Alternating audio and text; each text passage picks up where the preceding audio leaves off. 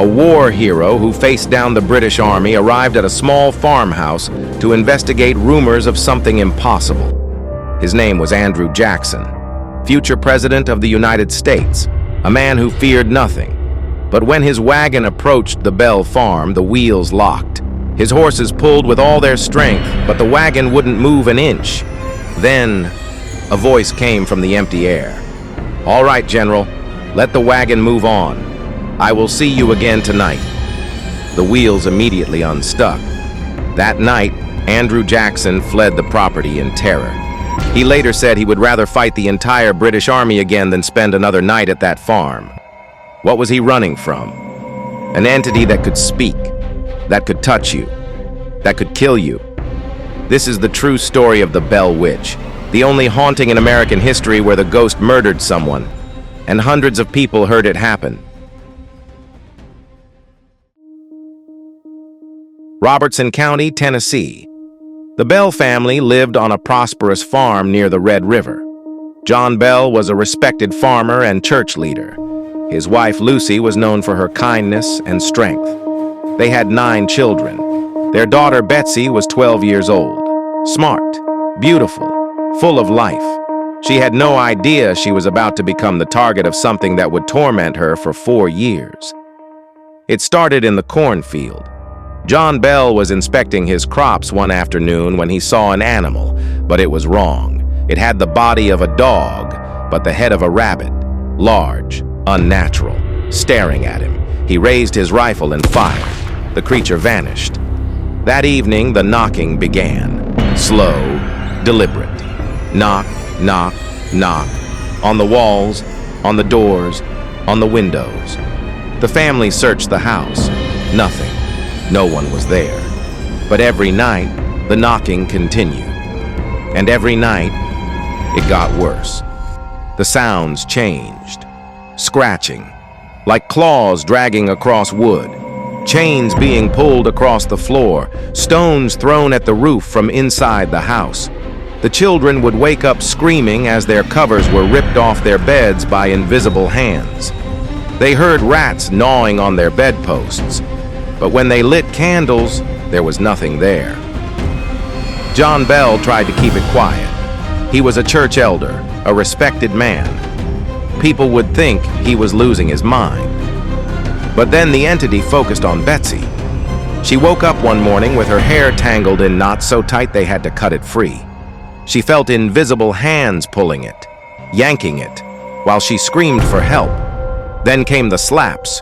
Red handprints would appear on her face, her cheeks, her arms. The family watched in horror as Betsy's face would suddenly snap to the side as if struck by an invisible hand. They could hear the slap. They could see the mark. But they saw no one. Pins appeared from nowhere and stuck into her skin. She would collapse, gasping, unable to breathe as something pressed down on her chest. The family was helpless. How do you fight something you can't see? And then, it spoke.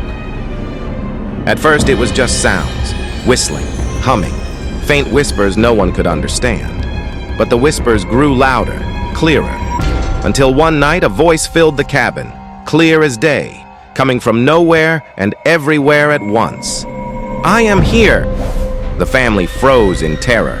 It wasn't just one voice. Sometimes it sounded like a woman, sometimes like a man, sometimes like multiple people talking over each other.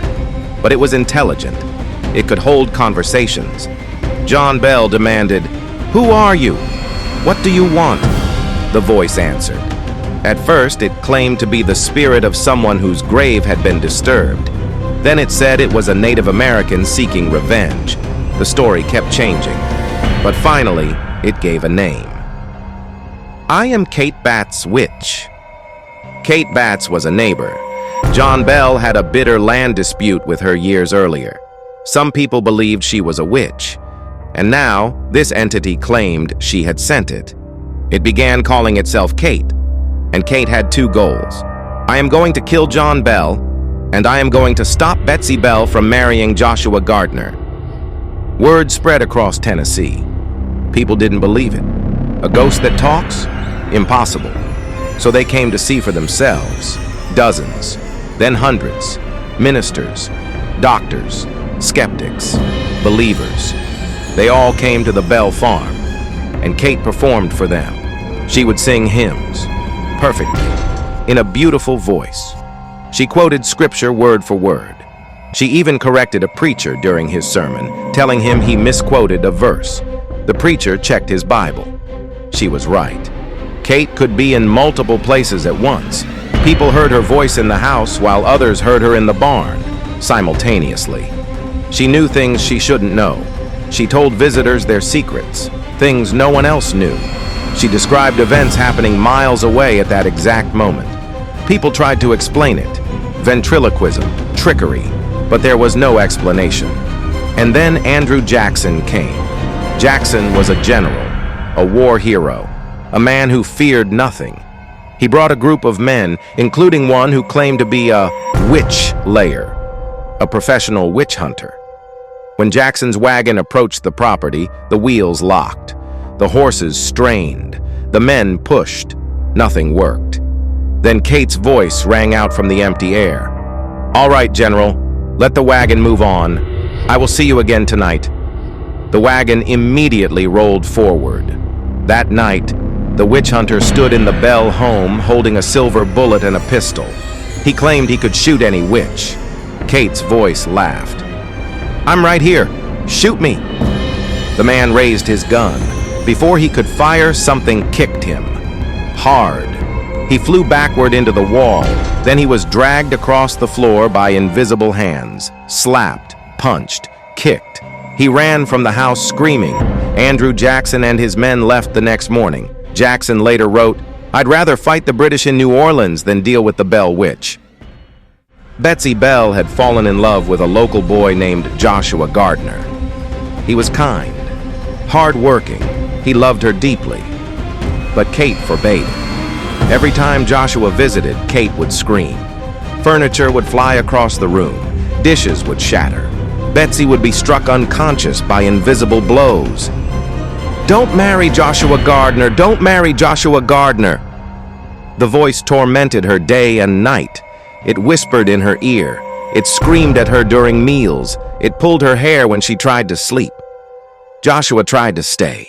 He tried to fight for her. But how do you fight a voice?